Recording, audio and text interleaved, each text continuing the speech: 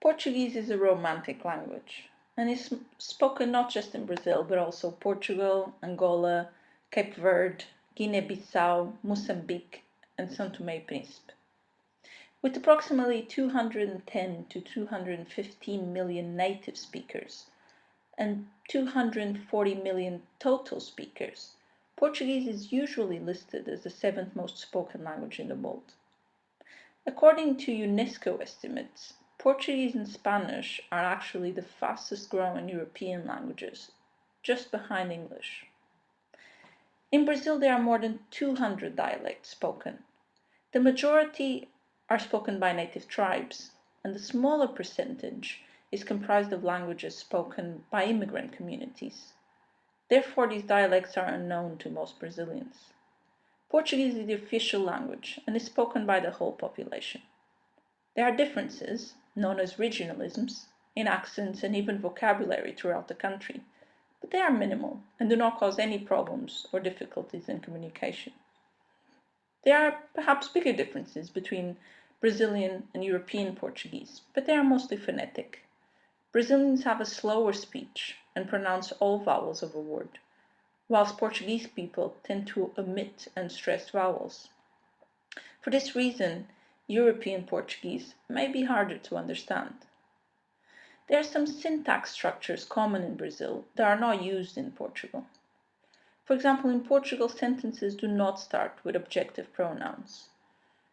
If the sentence give me would be dá-me in Portugal, in Brazil it would be me dá.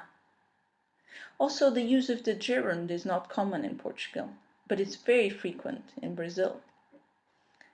The vocabulary also varies amongst Brazil and European Portuguese. There are some examples I'll give you. For example, the word bathroom. In Brazil, you would ask for da banheiro, whilst in Portugal is casa de banho. Ice cream is sorvete in Brazilian Portuguese, whilst gelado is what you say in Portugal.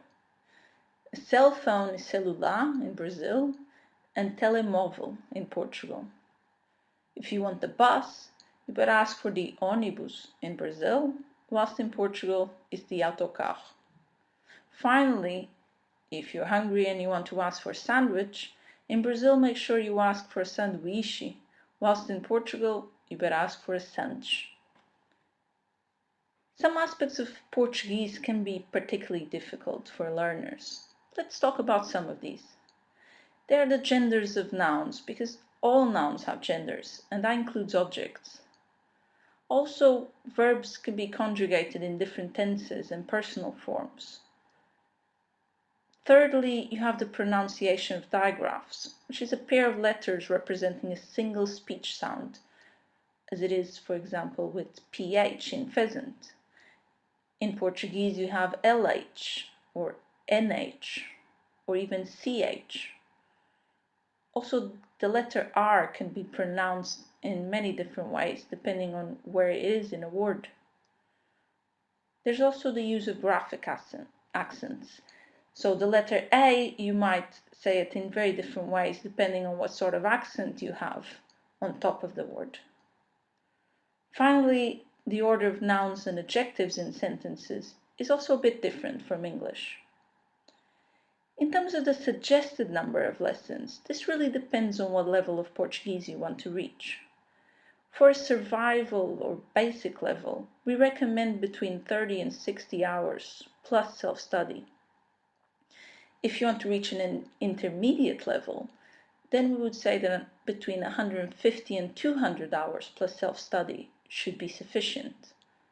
Finally, if you want to really be fluent, then we would say between 200 and 400 hours plus self-study is what you need.